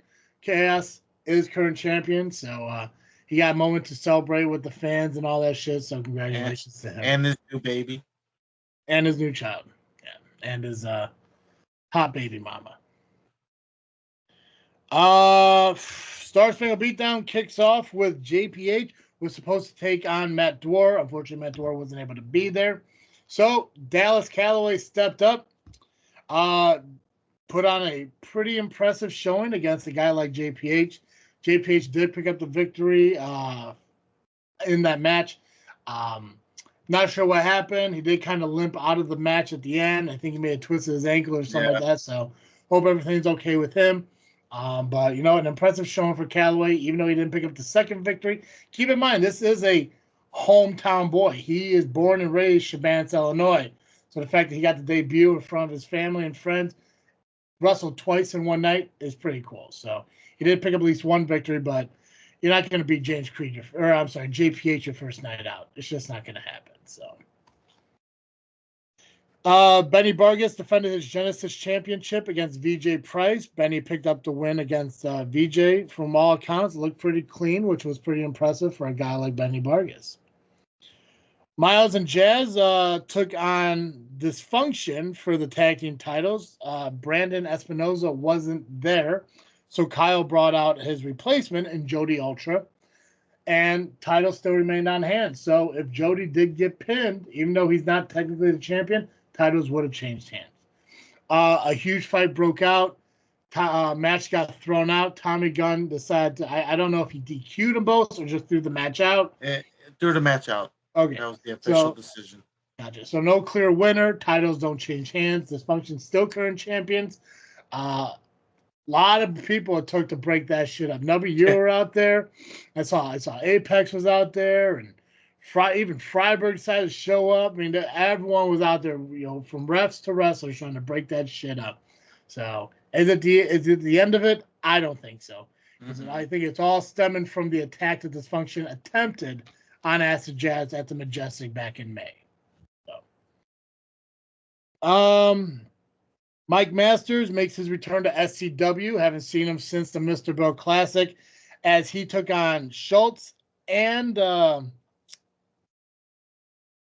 Xavier. I can't remember my name right. In a triple threat qualifying match for the Call Your Shot ladder match.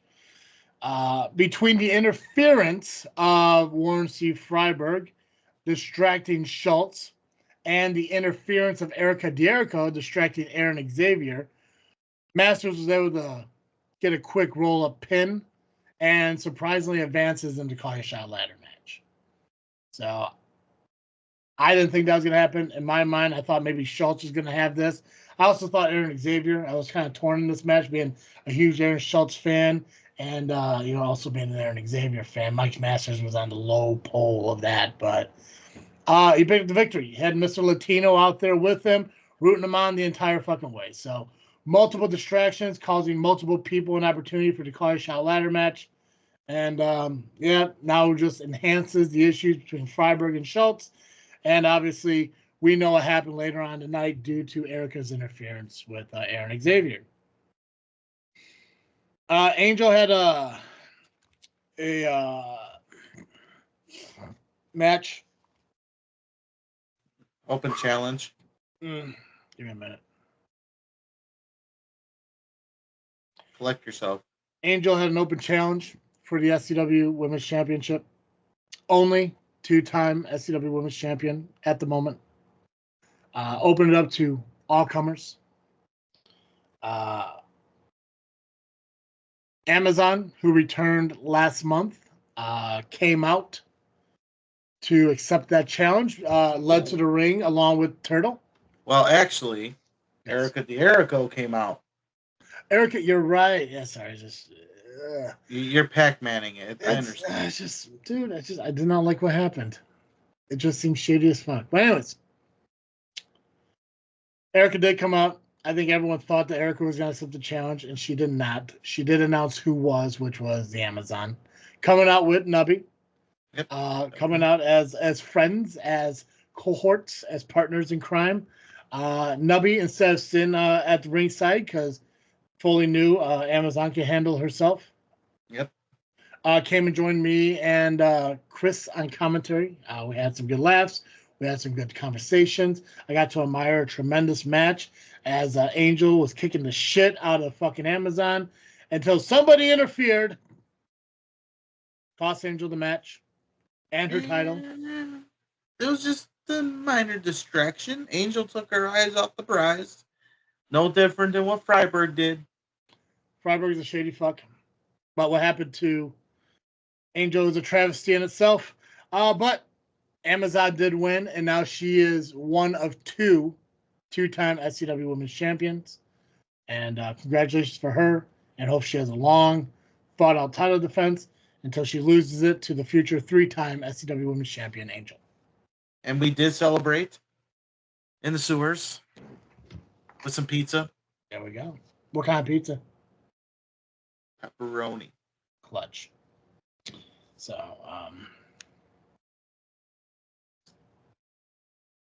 Pac-Man.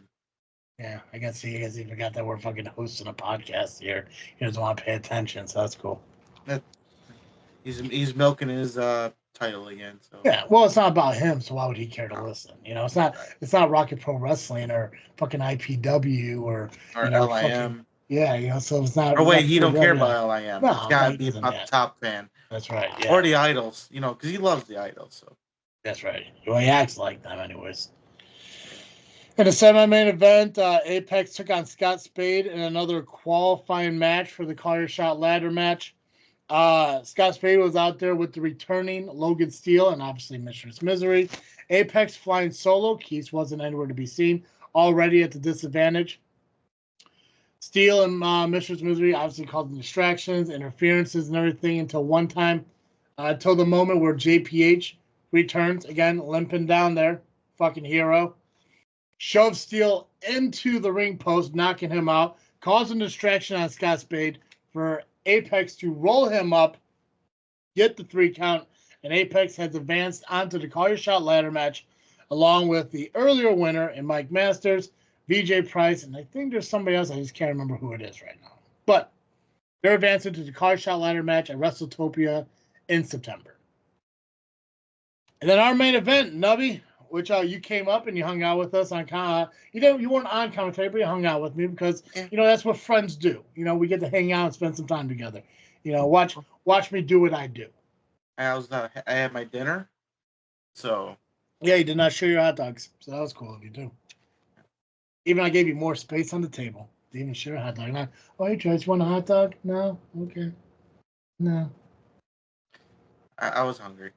It's fine. I understand, man. You had a match earlier in the day. You're out there commentating and partying. I get it, man. You had a hard fought out day. All I did is sit up there and talk for 4 hours. So. Oh well, actually, if if Pac-Man was there to support the idea of giving you a hot dog, yeah, I would have given Travis a hot dog. I wouldn't have been selfish like Nubby. Yeah, it's a shame that he didn't want to come out and support the LIM's Nubby at SCW like he did at IPW, but that's fine. Right. Yeah. But I was there at IPW. He was. Gabagool was not. Just not at SCW. But if Gabagool was at IPW, he would have stood up. That's right. So would Double J. Double J. Or he at definitely least acknowledged that I was coming to the ring. he would have, yeah. Even Simpin, he doesn't do anything. Sim probably would have. He probably put your name across his glasses saying Turtle. I mean, even I think Who knows? the thing is, even you could also blame Danny because Danny, has not had your back. And that's why I don't praise Danny. That's right. The main event, we saw Terry Allen put his SCW Heavyweight Championship on the line against James Creed with Hunter Payne as a special guest referee. Now, we did see some Brotherhood members show up, and Hunter immediately kicked him from ringside because he wanted this to be right down the middle, square as can be. As he should. As he should. You know what? It was right down the middle. It seemed pretty fair. Everything seemed pretty easy going until the biggest moment of the night when Aaron Xavier came out and rat slayered Terry fucking Allen. Gave James Creed the victory. And we're all thinking, okay, well, clearly Aaron Xavier just gave James Creed the win out of retribution for what Erica did not only to Aaron, but Angel earlier in the match. And if the show just ended right there, then it would be. That'd be the logic. And yet, here comes Aaron Xavier with a chair into the ring, going to hit Terry Allen. And Creed stops him like the good old boy he is. And he got people chanting, Creed, Creed, Creed, Creed, Creed, Creed, fucking cheering him on because here he is, saving the day. Even against Terry Allen, who gave him all that fucking grief. And then what happened, Nubby? And then, Creed was going to go hit Aaron. was. But Hunter stopped him. Now, I thought Hunter was going to hit Creed. Dude, I thought Hunter was turning too. I was like, holy shit, Hunter. We're getting evil Hunter again. And then no. He went to go hit Aaron. And Aaron retreated. And then Creed and Hunter got face to face. Like, okay, let's go home. It's over. And then the unthinkable happened. Yeah, Creed fucking Pacman Hunter. Yes, he did. Kicked him right in the giblets. Wait, he stole his wallet? Kicked him right in the fucking giblets.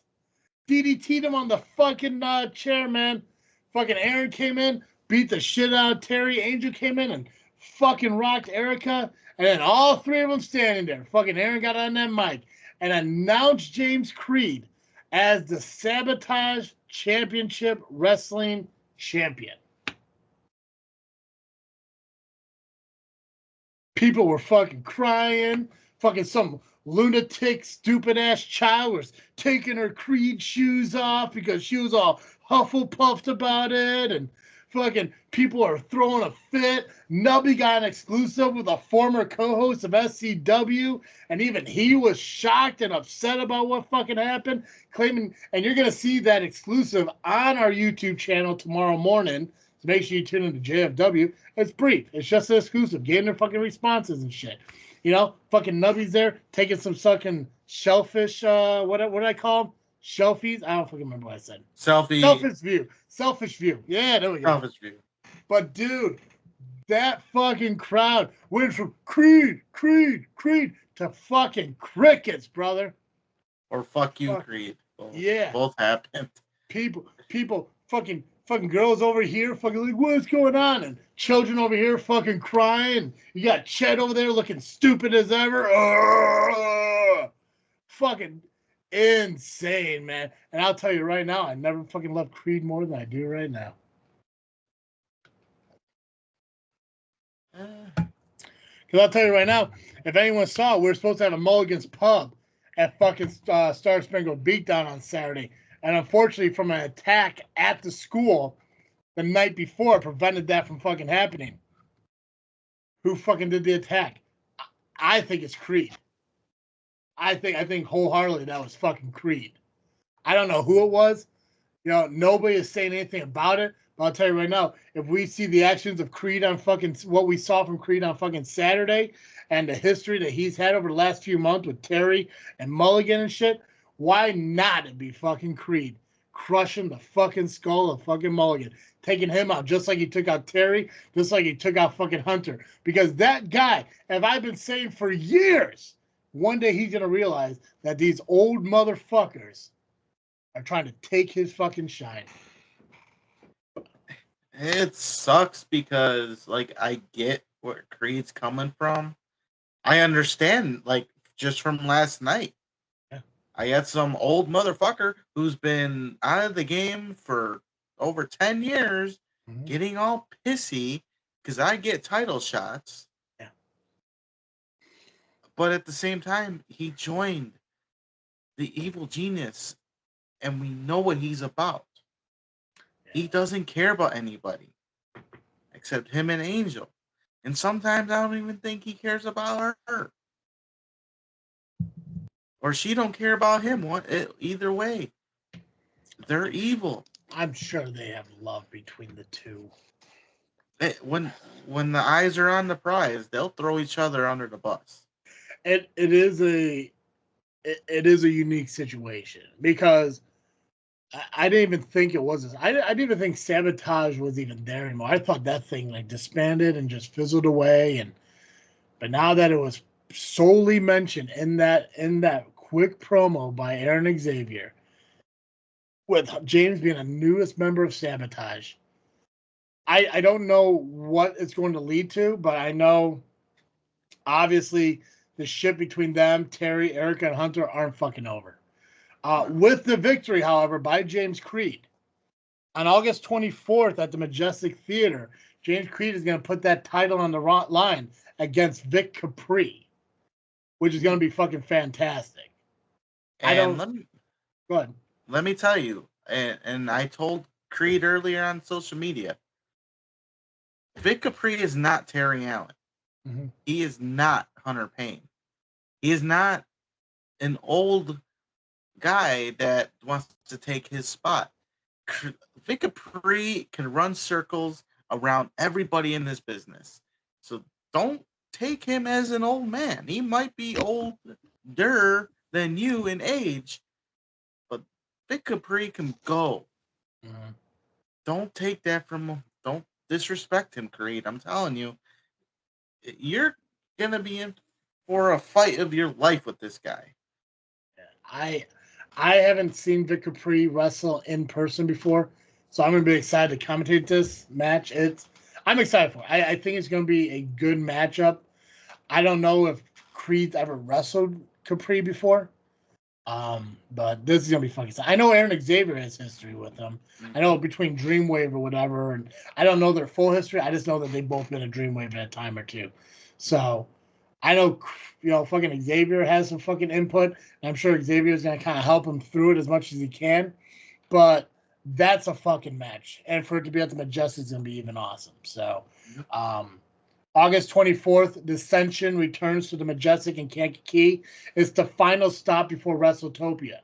WrestleTopia is SCW's WrestleMania. So, what happens this August 24th is going to set up what happens at WrestleTopia in September at Shabazz. So I would definitely recommend making it. So, but that was Southland. Like I said, we had a couple titles change hands, a couple titles retaining with the champions. Fucking, we had a bunch of amazing debuts on High Voltage. It was probably one of my favorite SCWs in a very long time, and it was quite overwhelming just by missing 1 month of commentary. Getting back in there, I dropped one F-bomb. I said bitch twice. It's fine. If they find it, they can bleep it out. I don't give a shit. It's fine. Hey, don't give me a microphone. I don't want to tell you. I'm looking forward to hearing from the president who was not there. Yeah. What does he have to say about all this? Yeah. He's kind of to blame for some of it. So, anything else wrestling related you guys want to bring up, discuss, mention, talk about? No, I think I'm good. Other than I'll just restate. I don't know what's happening at IPW with me, but at this point, I'm not there in August. Don't care. Yeah. Pacman? Start showing up to shit, LIM. That's all I got. This Saturday, I believe, is SummerSlam. So me and Dizzle J will be back this weekend to cover what's going on there and doing predictions for us here. So, yeah. In the meantime, make sure you follow us on social media, Facebook, Instagram, and Twitter, just by searching Just Freak Wrestling or JFW Podcast.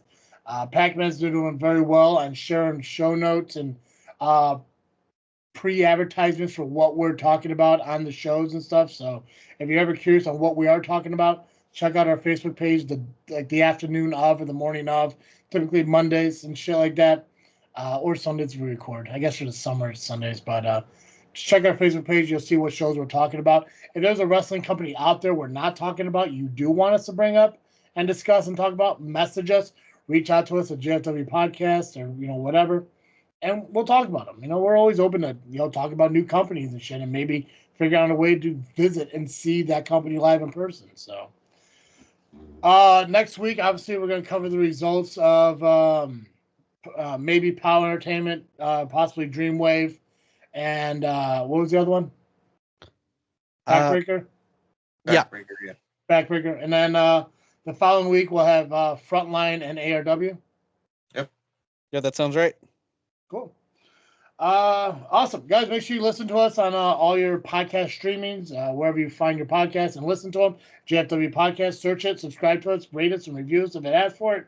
If you want to watch the podcast, you can do so over at the JFW Podcast on YouTube. Subscribe, hit the notification bell. The video comes out usually a few days after the audio, so it just is what it is. We do it ourselves, so we edit it ourselves as well. So, guys, that's all I got. I believe we can. Respect the top fan. Ring the bell on this episode.